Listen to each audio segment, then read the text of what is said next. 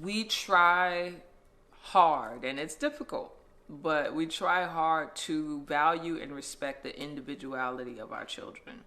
Because though our children are, in a sense, made in our image, they are distinct from us. They are ultimately made in the image of God. Mm-hmm. And so that means that they were born into the world with a particular and specific personality that was given to them by God. Their personality may look like us in some ways, but it is ultimately not from us like that. And so I think sometimes the rub in parenting is how your child's personality kind of is different from yours, so it irritates you. Our oldest, she is super, what's the word? Strong-willed, very strong, opinionated, curious, which makes her talk a lot, a busybody, nosy, and have a smart mouth. Know it all. She thinks she knows everything in a lot of ways.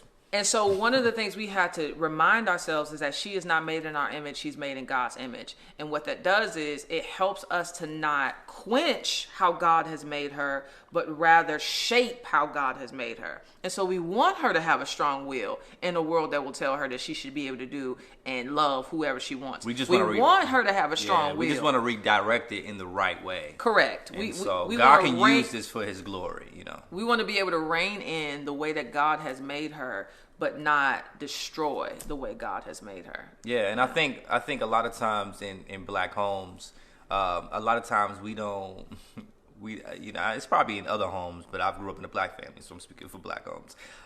Black families, we don't really know how to distinguish what's talking back and what somebody is. When somebody is really just trying to assert who they are and how they were created. And so I think trying to find the balance of parenting our oldest Eden is, man, like maybe she's not talking back. Maybe she's trying to express herself in a way, that explains how she feels and how in the way she feels it. And so instead of saying, stop talking back, let me put my pride to the side, sit down with her and help her process how she feels. And I think one thing that we feel like we learned is we're teaching her how to be a communicator, because I think a lot of kids talk back because they don't know how to express themselves, and I think that a lot of kids don't have room to. Yeah, a lot of kids talk back because they never taught how to express themselves, and so knowing how to distinguish the two, because there is an aspect of me, you just talking crazy, and you need to be checked. You need to be checked, and if you keep doing it, we gonna lay hands on you, not in a churchy way, but in a gentle way. In Jesus' name.